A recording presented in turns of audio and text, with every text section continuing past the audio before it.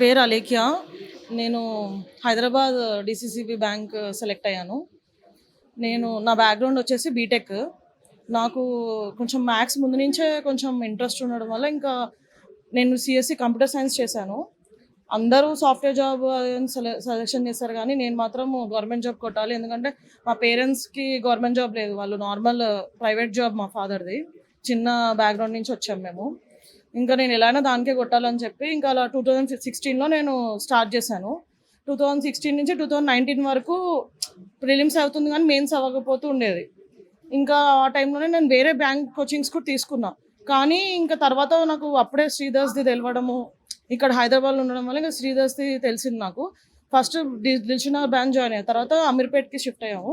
2019 తర్వాత కరెక్ట్‌గా కరోనా కూడా వచ్చింది. ఇంకా తర్వాత క్లాసెస్ ఆన్లైన్‌లోనే చెప్పడం స్టార్ట్ చేశారు సార్ వాళ్ళు. సుధీర్ సార్ క్లాసెస్ అన్నీ నోట్ చేసుకునేదాన్ని బాగా. మ్యాథ్స్ ఎంత వచ్చినా కూడా షార్ట్ కట్స్‌కి నాకు చాలా ప్రాబ్లమ్ అయ్యేది. ఎలా చేయాలో ఏంటో అన్నీ ఇన్ టైంలో చేయడానికి చాలా ప్రాబ్లమ్. సో సార్‌వి అన్నీ నోట్ చేసుకునేదాన్ని. కరోనా టైంలో చాలా యూజ్ అయింది. 6 మంత్స్ మనకి లాక్డౌన్ అవన్నీ ఇవ్వడం వల్ల చాలా యూజ్ అయింది. ఇంకా మూర్తి సార్ ఇంగ్లీష్ క్లాస్ కూడా.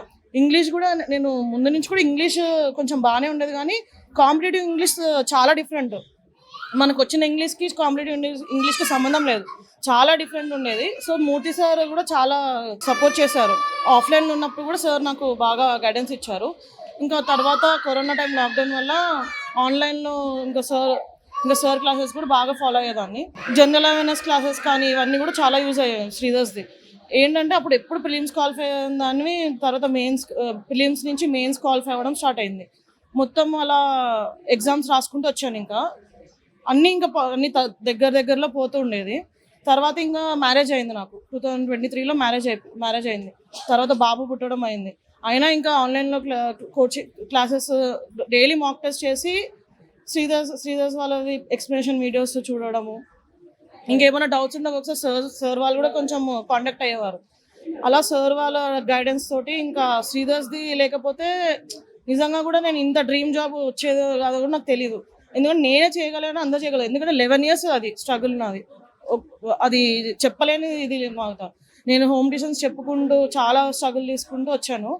చాలా యూజ్ అయింది శ్రీధర్స్‌ది మాత్రము. ఇంకా వేరే బ్యాంక్ కోచింగ్స్ తీసుకున్నా కానీ నాకు గైడెన్స్ సరిగా ఉండేది కాదు.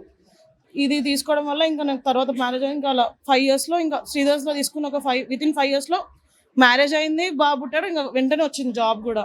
ఇంకొకటి ఏంటంటే సజెషన్ ఏమి ఇస్తున్నా అంటే చిన్న పెద్ద జాబ్ అనేది ఏం చూడకండి. ఇప్పుడు నాకు వచ్చింది హైదరాబాద్ డీసీసీ బ్యాంక్.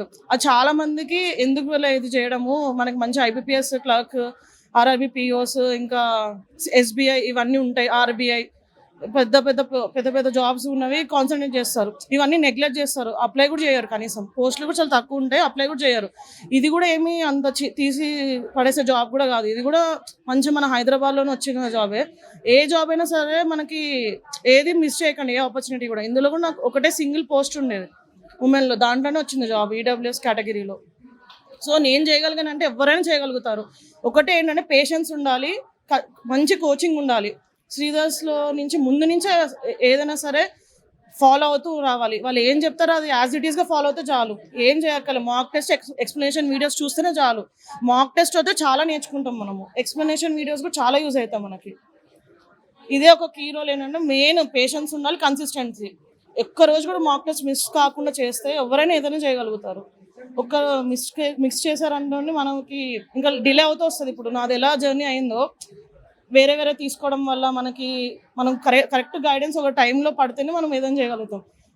అలా వేస్ట్ అయిపోతుంది కూడా ఇయర్స్ కూడా. సో రైట్ కోచింగ్ అనేది కూడా చాలా ఇంపార్టెంట్. మనకి రైట్ పాత్ చూపిస్తుంది. అదే మనకి ఏమవుతుందంటే డిలే అయిపోతుంది. ఏజ్ డిలే అయిపోవడం వల్ల మనము డైవర్షన్ అయిపోతాం. మెయిన్ ఆ డైవర్షన్ అవ్వకుండా ఉండాలంటే కొంచెం రైట్ది తీసుకోవడమే మంచి సక్సెస్కి రీచ్ అవుతారు వాళ్ళు. Thank you for giving this opportunity Sridhar CC. మా పేరెంట్స్ అసలు నాకు ఇలా వస్తుందని కూడా ఊహించలేదు. ఎందుకంటే అన్ని ఫెయిల్యూర్స్ వచ్చాయి కాబట్టి. మీరు చేయగలుగుతారు, ఏదైనా చేయగలుగుతారు. ఖచ్చితంగా సర్స్‌ది గైడెన్స్ మాత్రం ఫాలో అవ్వండి. అదే ఒక కీ. Thank you.